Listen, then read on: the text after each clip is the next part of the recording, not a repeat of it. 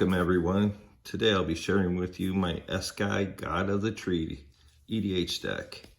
She is 3 mana, 2 green and a colorless, vigilance, a 1/4, where she has tap and add 1 mana of any color. Then other legendary creatures you control have vigilance and taps to add 1 mana of any color. On the flip side, the Prismatic Bridge. At the beginning of your upkeep, reveal cards from the top of your library until you reveal a creature or planeswalker card. Put that card onto the battlefield and the rest on the bottom of your library in any order. The great part about Esika is it's a 5-color deck. I personally use it for the Prismatic Bridge part, so that way I can get permanents onto the battlefield. And it helps with speeding up the deck. I'm just gonna flip through the gods I have for this deck. I don't have every god, but I have 20 of them besides her. So I'm just gonna slowly bring them in and show.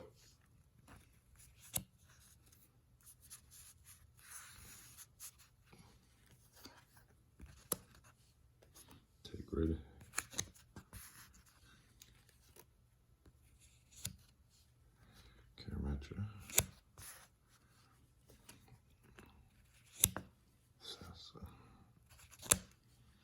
Yeah, it's just pretty good. Because basically, you know, we're gonna probably run the world tree in this, and then all these gods right here, just 1 turn and done, basically. So until you can get all the very best gods or whatever, just grab what you have, get you a bunch of legendary creatures, and just go for it. So there's the 20 gods I have, besides Esika. Now there's some creatures to go in here.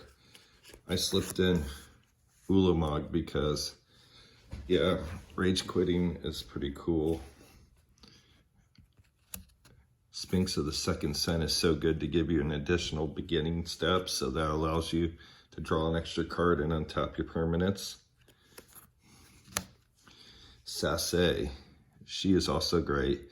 She gets a +1 for every legendary creature permanent you have that you control, and you can tap 5 to search your library for a legendary permanent with converted mana cost less than Sase's power, and put that card in the battlefield to shuffle your library. So that's a good way to get what you need.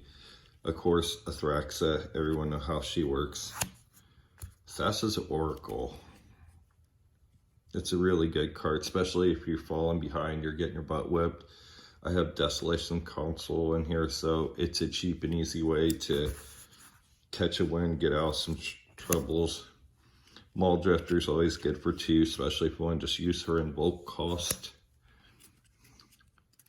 Airbat of Cursed.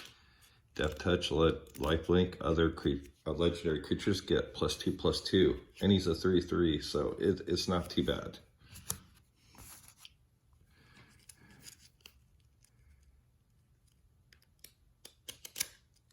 This right here, Amonarth. Flying when another permanent enters the battlefield under your control, look at the top card of your library. If it shares the same creature type with the permanent, you may reveal that card and put it into your hand. So it's a nice way to draw some cards. Of course, Azusa, very good, 2 additional mana.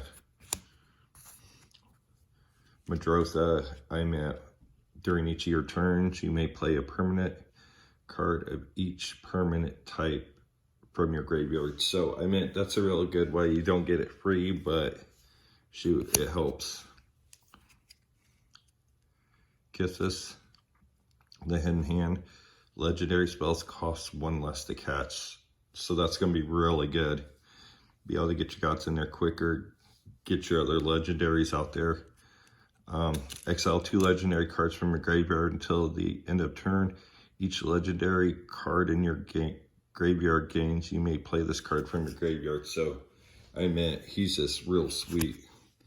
And right here, General Ferocious, hexproof for monocolored Whenever you cast a multicolored spell, create a 4/4 red and white golem artifact token. So I meant that's real sweet. And then Burrow Elder. He's a 3-drop creature, tree folk, druid, vigilance.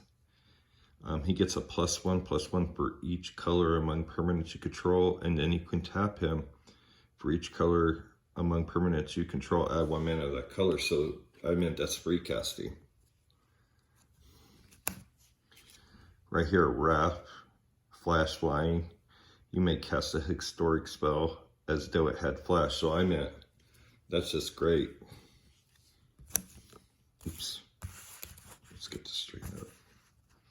Right here, Zimone, legendary human wizard, 2-drop. You can tap 1, put a land card from your hand onto the battlefield, so that's really good. Get an extra land each turn. Tap 4, you can draw a card. If you control 8 or more lands, draw 2 cards. So I mean, that's really great. And then the last 4, I'm still waiting on a couple of these, but I do have the Red Bringer. Each bringer does something different, like the Red Dawn. Rather than pay 9, you can pay 1 of each color. And then he has Trample. He's a 5/5, and at the beginning of your upkeep, you may untap target creature and gain control of that until the end of turn. It gains haste till the end of turn.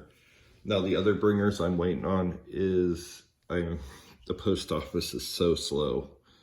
And it's just nutty sometimes when you're waiting on cards. I have the Bringer of the Blue Dawn coming, and you can pay 1 of every color, then pay its mana cost. It also has Trample, and at the beginning of your upkeep, you can draw 2 cards. Then Bringer of the Green Dawn, same wording, 1 of every color, Trample, 5/5. At the beginning of your upkeep, you may put a 3/3 green beast token into play. So I mean, that's real helpful, especially if you need a blocker or something so you can get enough colors or get the tree out or something to help you. And then Bringer of the Black Dawn, same thing, 1 of every color, 5/5 Trample. At the beginning of your upkeep, you may pay 2 life. If you do, search your library for a card, shuffle your library, and put it on top. So it's a good way. It's like a Diabolic Tutor or a Tutor. It just doesn't come to your hand. So I meant, yeah, I'm waiting on those 3. That'll help complete the creature part of this. Now let's go to artifacts. Commander Spear is always a great staple.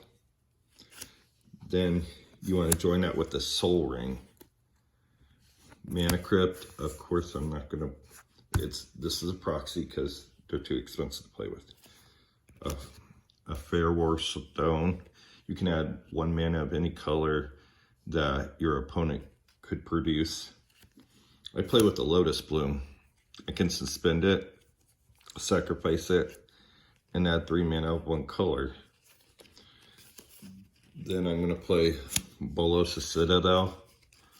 I meant it's a 6-drop, but I meant you can look at the top card of your library. You may play a land and cast spells from the top of your library. If you cast a spell this way, you pay life equal to the mana value rather than its mana cost.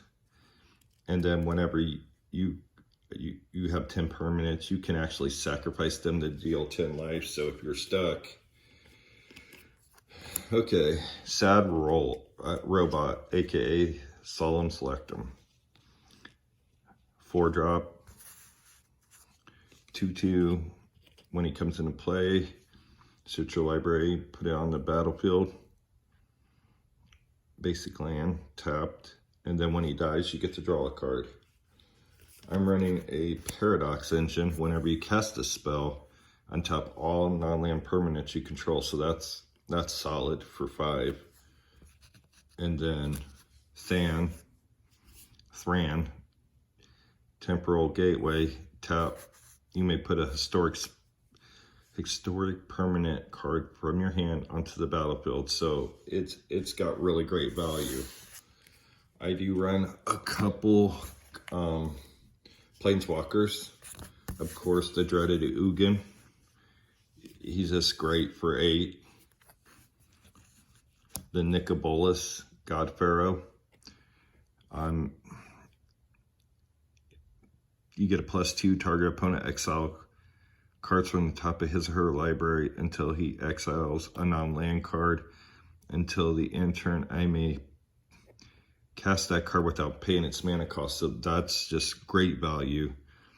And then you can +1, each opponent exiles 2 cards from his or her hand. So I mean, you can really just cause them just the top deck. Then the -4 is it deals 7 damage to target opponent or creature and opponent control. So there you go. It gets rid of big stuff. And then -12, exile each non-land permanent card your opponent controls. So that pretty much just ends the game there. And then I'll finish off with the Narset. So they can't draw for more than 1 card. And I can use her -2 ability to look at the top 4 cards in my library. You may reveal a non-creature, non-land card from among them and put them into your hand. Put the rest at the bottom of your library they are in random order. So I meant not too much as far as Planeswalkers, but it all fits the bill. Now, here we go with the rest. I'm starting off with a Profane Tutor. Suspend 2, pay 2, 1 generic, 1 black. Search your library for a card, put it in your hand, then shuffle it. And then Diabolical Tutor, which allows you to search your library, put it in your hand, then shuffle your library. Those are the only 2 tutors I play with because I think if you have too many tutors, you become too aggressive and then it takes away from the game. Then, of course, Cultivate. Really good for getting your mana. Karn's Emporial Sundering. You get to take an extra turn and return target permanent to owner's hand.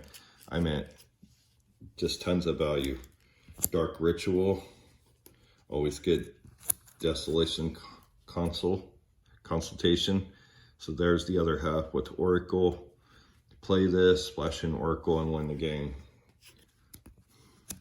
Kadama's Reach. Same thing as Cultivate.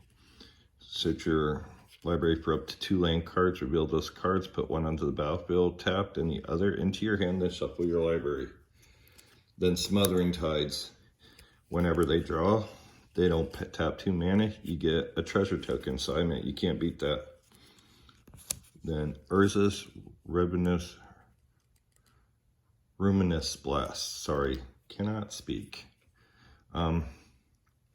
Exile all non-land permanents that aren't legendary. So there you go.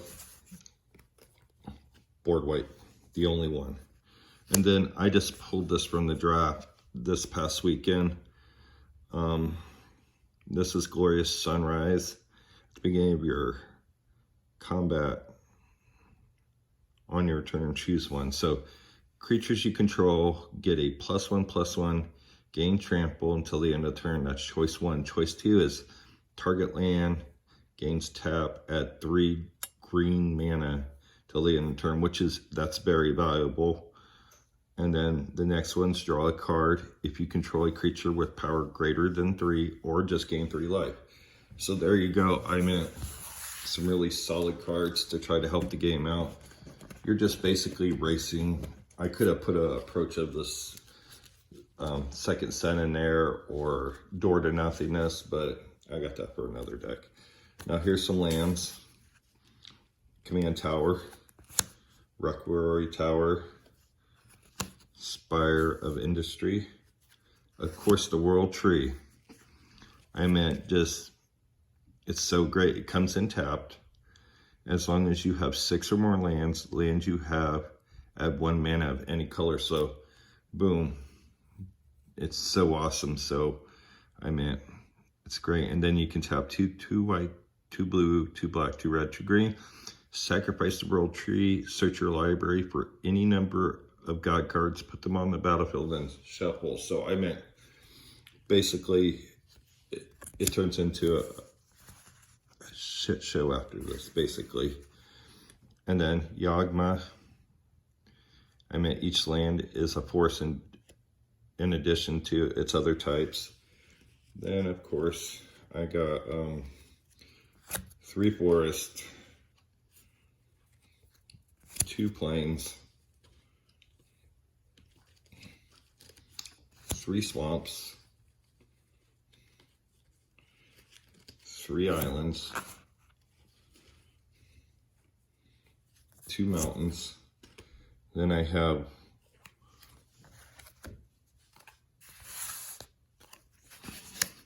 one dark boar pathway, and on the other side it's green. So this is the green and black one, and this is slither boar pathway. So I mean, it's really cool and it's nice and foil. Then my favorite one of the group of lands I have, I'll take out of the sleeve because it's 2-sided.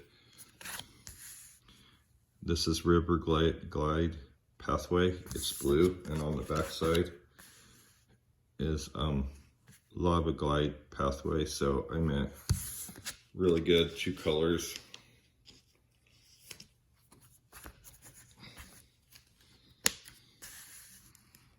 Then I got a Spirebuff Canal, a Choke Estuary, a Sunken Hollow, or a Hinge Gate pathway. It's white on the front, and then on the back it's blue for Mist Gate pathway. Then Glacial Fortress, Haunted Ridge, Forbidding Ruins, Blood Crypt, Firelit Thicket, which is really handy, especially since I'm only running 2 mountains. I mean, I can really double up and use this. Cinder Glades, Rootbound Crag, Inspiring Vantage, Clifftop Retreat, Rugged Prairie, Crowson Verge, and then Canopy Vista. There's all 100 cards. I meant, if you're looking to have some fun and just try to figure out ways, there's probably a million ways to make this deck. But I'm just saying, if you take your time, have some fun with it, it's really good. Very tough to beat sometimes. So tell me what you think. If you like this, I can make other videos where I have other commander decks. They're EDH, they're not CDH, because not all of us are rich or blessed with a lot of money. It's a lot of grinding, buying packs, or trading, or whatever. So tell me what you think. Leave a comment below, like, share, subscribe. Thank you, and peace out.